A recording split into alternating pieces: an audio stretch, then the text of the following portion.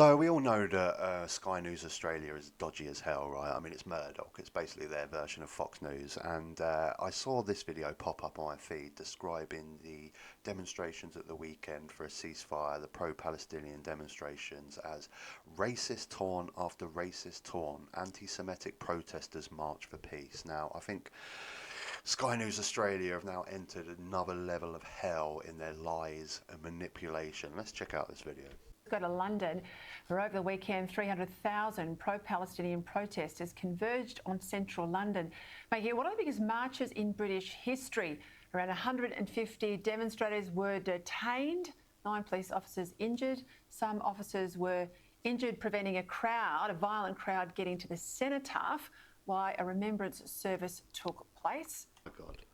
My God, 20 seconds in, and I have never heard so many lies from a supposed new broadcaster.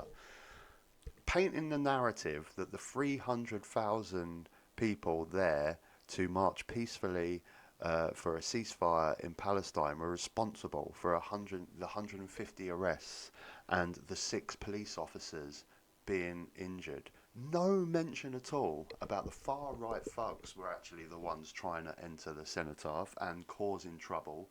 This lot, these were the ones, this is where the 150 arrests come from. This is where the police officers got injured because of these thugs trying to enter the cenotaph.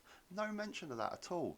Just completely glosses over that to paint the picture that it was the Palestine demonstrators that were responsible for those 150 arrests and 6 police officers being injured. Absolutely shocking. 20 seconds in, I've never heard so many lies. How have British people responded to this? I think British people are sickened by what they're seeing, because what we're witnessing here really is the birth or the explosion of an anti-Semitic street protest movement. Do you notice there that as soon as that footage turned to the far right thugs that were causing the trouble, they quickly switch it off? Let's go back onto that. So look, here you've got all the Palestine protesters just peacefully demonstrating with signs, with flags. They're just marching peacefully, no violence, no trouble. The police are there, but there's no signs of trouble. And then look, far right thugs having fights, and quickly turn it off, quickly turn it off. It's absolutely shocking.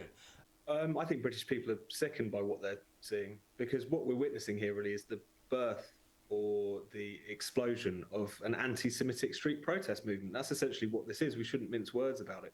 I mean, what we saw on Saturday at this supposed March for Peace was people repeating Arabic war slogans about the slaughter of Jews in the 7th century. There's video footage of people saying "kill all the Jews" quite openly. There's placards in which the Star of David is presented with a swastika in the heart of it, and people suggesting that Gaza is paired with Auschwitz. Again, racist taunt after racist taunt.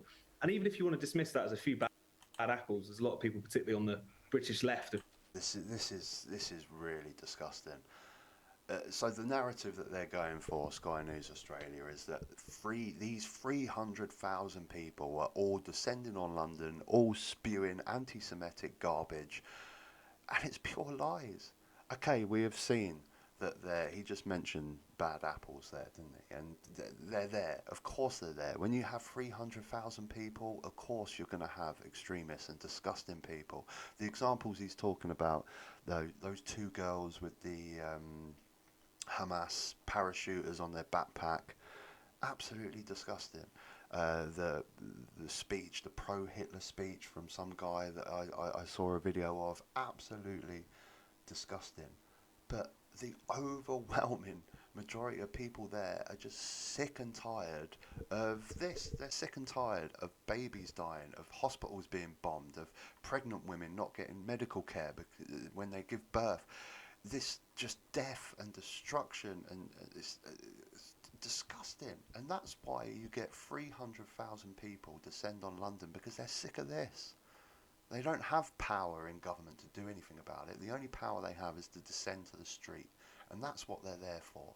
Of course, there are disgusting people out there that will put out anti-Semitic garbage, and they need to be arrested. And maybe if the police weren't dealing with this lot at the cenotaph, trying to cause trouble, trying to cause fights, then maybe maybe they may have been able to sort out those anti-Semitic people in the march and get them arrested for the foul, disgusting behaviour that they done. But look, they're busy doing this shit. And I'm not going to bother with the rest of the video. They start talking about Suella Braverman and stuff. Look, if you want to watch the full video, I'll put the link down below. You can check it out. But I honestly, I mean, I've seen a lot of Fox News. I haven't seen too much of Sky News Australia, but I've never known such blatant disregard for the truth and blatant lies and manipulation from a supposed news channel. Absolutely disgusting. In the first 20 seconds, just straight away setting the narrative that these Palestinian protesters were 300,000 strong anti-Semitic thugs. No mention at all about the far-right groups that just descended on the cenotaph and were responsible for the majority of the 150 arrests that were made and the 6 police officers injured, betraying the peaceful protesters. Disgusting. Absolutely disgusting. What's your thoughts, guys? Please give me your comments down below. I love reading your comments. Are you surprised by this from Sky News Australia? If you enjoyed the video, click a like, and if you haven't subscribed, you can subscribe up top. There'll probably be another video. You can check that out as well. Until next time, take care.